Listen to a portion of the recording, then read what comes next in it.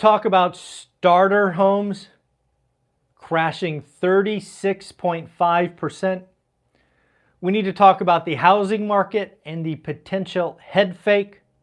And of course, we could talk about the best and worst housing markets on a couple of different scales. Folks, it is Sunday, August 6th, and this is your daily financial news. Let me just tell you right now, I am very excited for that number right there. We are sub 1,000. Yes, the journey to 50,000 subs on this channel is in the home stretch, and I want to thank each and every one of you for subscribing, watching, being here with me live, watching it on replay. You guys are amazing. We are almost there. Go ahead and hit subscribe if you haven't. Be part of the first 50,000, and we will start planning the party in Vegas. Yes, folks, less than 1,000.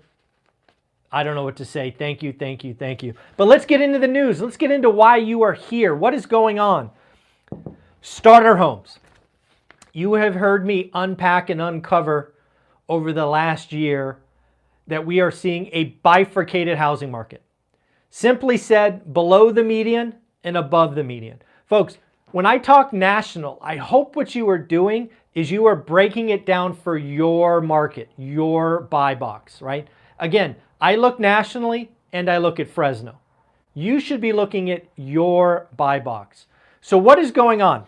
According to Redfin, Seattle sales for starter homes. Now in Seattle, a starter home is roughly $500,000. In Seattle, a starter home is crashed 36.5% in transactions. This is what I keep telling you. This rising rate environment, the Fed broke housing. Where is it going to show up? In transactions. These people that want to give you a narrative about price, national price, are intellectually dishonest. They are trying to make money off of you while living in their mom's basement. This is not what's going on. We have seen 60% of the largest housing markets set records. Only 23 of the top 100 are negative from the peak, not for the year, for the peak. So again, know your buy box. What is going on in your part of the country, and more specifically in your buy box. But yes, folks, starter homes are down. Why are they down? A, we don't make them. Let's be honest. We don't make new construction is not going, hey, I'm going to do a starter home. Now they should. There probably has never been a better time for builders to build starter homes. Now, in fairness, if you actually read the builders' earnings statements or listen to their calls, they are building smaller homes. In fact, you have heard some of the doomers say, look at the builders. Their average prices are falling. No, you idiot. The smaller homes are being delivered and they're making more money. Very different story if you understand what's going on. So A, we're not making them. Two, we killed the move-up buyer. I highlighted this over a year ago and it is still true today. And unfortunately, it will be true tomorrow. It will be true next year. The spring selling season, where you get the motivation to list your home and buy a bigger, nicer home, is not there. It is a financial destruction. I'm going to take my $2,000 payment and make it $5,000. No, thank you. The move-up buyer will be out of the market for the most part for years to come. So we're not making them and we're not selling them. Hence, all you're left with is people who downsize, right? They move out of the area. In fact, we are seeing a lot of grandparents sell their homes to be close to grandchildren. Yes, that will continue. Yes, we will have some job losses or job transfers. But the move-up buyer is by far the biggest engine of housing transactions, and they're out of the market for years to come. Hence, starter homes will continue to be significantly constrained. Yeah, great data there. Next up, housing market head fake. This is something to watch. If you look at housing market nationally for the last 18 months, yeah, it was up, it was down, it was up. Now, what is going to happen? Again, what have I called all year? Flat. So could we give some back as we go forward? Sure. Is it going to be a crash? No, at least not in price. In fact, something I'm putting here right now is I think the August existing home sales, August existing homes, again, it's August 6th. I'm calling this way early. I think August existing home sales will be under 4 million. That will be a new cycle low. I have checked in with real estate agents across the country, and it appears that pendings are down from last month. And again, we didn't have a great July. In fact, if you go back and watch Brian Lebo on the Lebo Group, that's his YouTube channel, from memory, they did about 1,700 closings in July in Las Vegas. They came into August with 360, roughly, less pendings. That means, if you don't understand, that your sales in August will probably be below July. And July was horrible. So again, I think there's a very good chance that August, again, it's going to be hot, rates are high, people are checked out. I think August transactions are going to break below 4 million. And I'm calling that on August 6th. Now, just to be clear, we won't see August numbers until the third week of September. So I'm not talking the August report, which will be July data. I'm talking the August data that will be reported in September. So you can hold me to that. I actually have it written on my board over here so we can watch it together. Let's talk about Vegas. So if you follow this channel, you know that when we were shopping for a home in Vegas, I took a shot at 2 existing homes.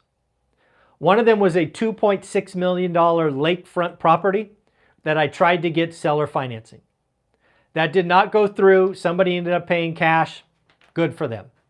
But I did take a shot at another dialed in, beautiful luxury home, but I wanted it at my price. If you remember the story, it was listed at $1.5 million. I offered $1 million cash or 1.2 with a loan. The seller laughed at me. The seller said, no, thank you.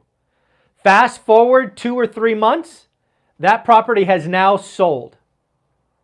Guess what it sold for? It sold for $1.25 million. Let's be clear, between you and I would have paid $1.25 million. My 1.2 offer was just to get the seller to talk.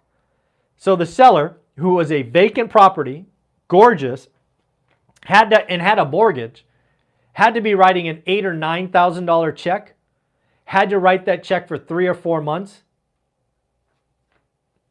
Again, when you're shopping, realize that you as the buyer, especially in the luxury market, you have all the power. Unless it's like one of a kind, you have all the power. The luxury market, which in Vegas is $1 million and above, in my opinion, you have all the power. And I was very happy to see that I was right about this property as well. So there we go. More rate hikes coming. Oh, this is big news. There are 2 Fed presidents, at least 2 Fed presidents, talking about more rate hikes. Folks, that's hikes with an S. Hikes. First up, Mickey Bowman. Additional rate increases will likely be needed to get inflation down. And the other one was Michelle. Oh, it's the same person. They call her Mickey in one and Michelle in the other. Anyways, I apologize. One Fed president, Michelle Bowman, 2 different articles. One called her Mickey, one called her Michelle. My bad. Says that additional rate increases are coming. Increases with an S. Need to pay attention. I think CPI on Thursday will be important to see if we get a September rate increase or not. So, top real estate markets and real estate markets. This is a shout out to Lance Lambert. If you're not following Lance Lambert on Twitter, which is News Lambert, or taking the time to read his Fortune articles, you are missing out.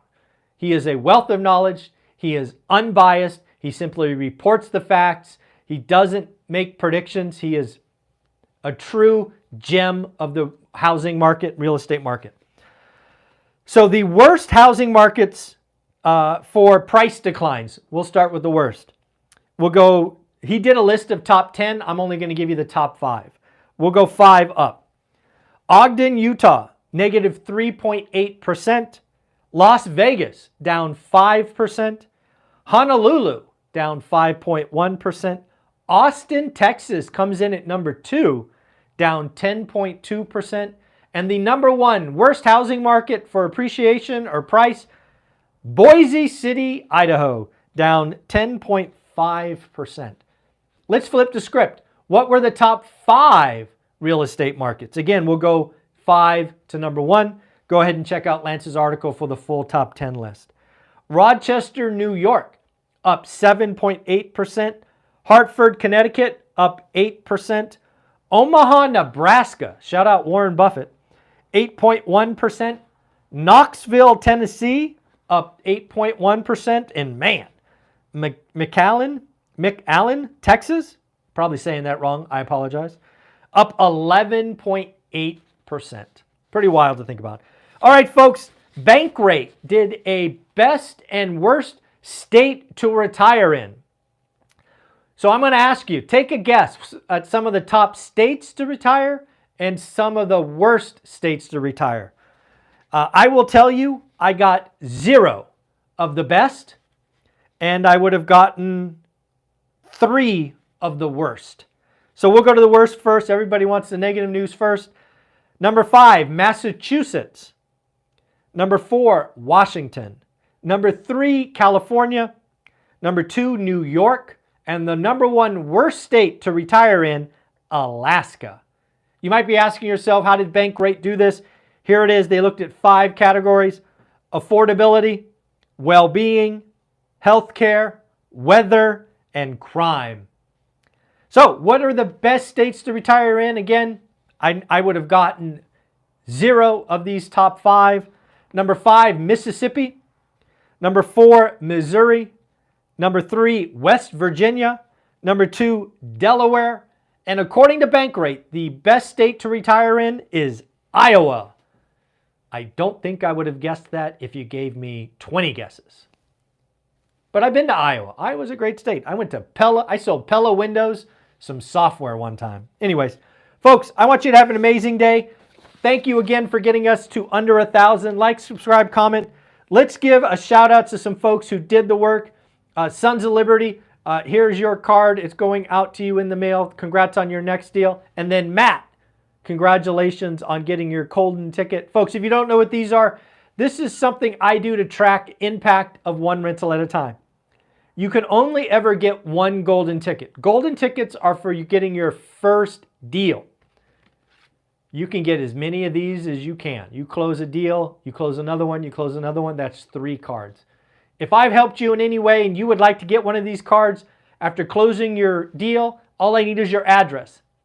You can send me an email off my website, onerentalatatime.com. You can send me a DM on Instagram. I would ask you for 2 things this fine morning. 1, go to my website. If you want to meet the millionaires and understand the books that they recommend and how they got started in their journey, I created a whole new website to celebrate the millionaire contributors to this channel.